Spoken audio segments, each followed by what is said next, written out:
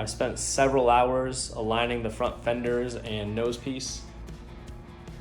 There's lots of tiny adjustments and tweaking, and you're trying to get everything symmetrical and centered. And I did find out that the front frame on my car, you see like this black bar here that holds up the radiator. At the ends, by the front nose piece, there's about 1/4 inch of warp. If you were to measure this to the ground versus this to the ground, I had about 1/4 inch difference. So I had to soak up some of that warp with my aligning of the body. And of course the priority is the body, so I wanted to make sure that the front lip was even and centered. I don't care too much about what's going on in the background behind there. I just wanted the body to be nice and aligned. Lined up pretty well. It does stick out a little on the front, which is supposed to, but I do like that feature, and it's hard to get that an even portion all the way around on both fenders. So lots of fine adjustments. One area that did not line up in the end would be this corner piece right here. I don't know if you can tell how much that sticks out, but that is just some strange cut that came to me like that. So I'll need to grind that down and probably paint it black just so nobody notices. It's underneath the car. It's not gonna be very noticeable. So I built up the bucket. I put the projector light in and the little bezel lights. This one down here on the left is the turn signal. And I originally got one matte bucket and one gloss bucket. So I contacted Factory 5 and they said that I accidentally got one of the old styles that was gloss. So in a couple days they sent me a new matte bucket to match. So now the left and right buckets are both matte, which is nice. The headlight lenses were especially fun. They don't fit this opening very well when you get them.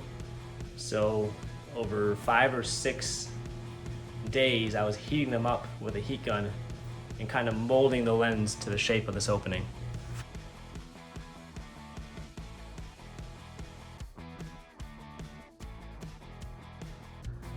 And I'm gonna paint a 1-inch border black on the headlight lens cover itself, and that'll hide everything underneath. So all those bolts and tape will be hidden by a black border on the lens. There's a bracket up front to help support the fender, be this right here. And this bracket is also for the hood pins.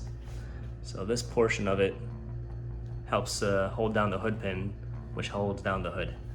I don't plan to use hood pins.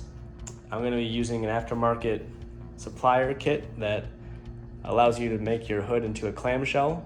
So the front of it will be on hinges and it'll tilt forward to raise the hood up. That way you don't have to set the hood anywhere when you take it off, like you do with the pins. You just have a loose hood, you gotta set somewhere if you take it off. And it looks pretty cool. So it'd be nice to just have the whole hood pivot forward and stay up on its own. You can work under there. I'll show you what's going on underneath the fender. These are the metal pieces that Factory 5 gives you to align and support the front nose and fender. So you have this piece right here, which connects to the front nose on the bottom with that one bolt. And then that has a wing that sticks out to the side, and that'll get mounted to the inside of the fender fiberglass. I cut the vent hole the way that Factory 5 wants you to on the side for the driver, and they give you a wire mesh and a aluminum surrounding piece.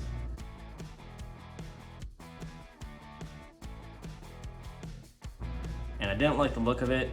It didn't look very nice, so I'm just gonna cut this hole larger and leave it open. And then instead of seeing the tire like you see right now, eventually the rear wheel well will get a fender liner, and you won't be able to see the tire. You'll see a black liner. So hopefully it'll just look nice and clean with that wide hole on the side. I'm currently working on the driver door. I got the metal frame painted and bolted up in the front. I'm doing my preliminary fitting. Got the door latch from the Subaru installed. Strike plate right there. It does fit, but there's definitely some fine tuning that still needs to be done. Back here in the engine bay, I've moved the air intake again. So now he is sitting just behind the side scoop for the passenger side. So there's that scoop that'll get cut out on the passenger side, and that'll feed air directly to the air filter. I'm just waiting to put the wheel liner in the rear wheel well, so I know exactly where to position the filter. Back to the shifter saga, and I think I may finally be done with this. After several failed attempts and design changes, I've gotten my 0 decibel Motorsports rear or mid-engine shifter, which is this fancy aluminum piece right here. And this allows the cables to go out the back of the car, and I can use shorter 7.5 foot shifter cables instead of the 14-foot cables that came with the kit from Factory 5 that wanted you to run out the front, which made things pretty sloppy and vague when I drove the car the first time. So this is much more direct.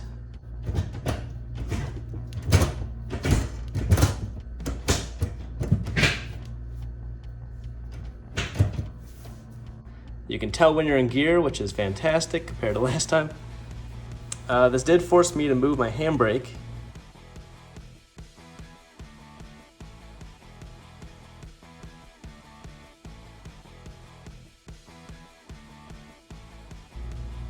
Even after I had the shifter installed, I had some issues with the stick shift hitting the passenger seat. When you push the stick to the right for 5th gear and reverse, it was way too close to the seat or hitting it.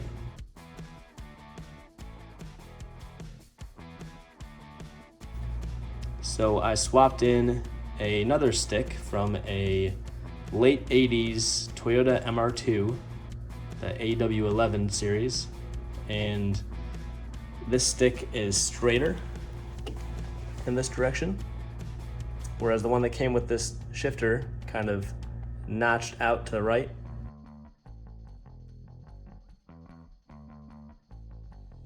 It was closer to the passenger seat, which was not good. And it's roughly an inch taller.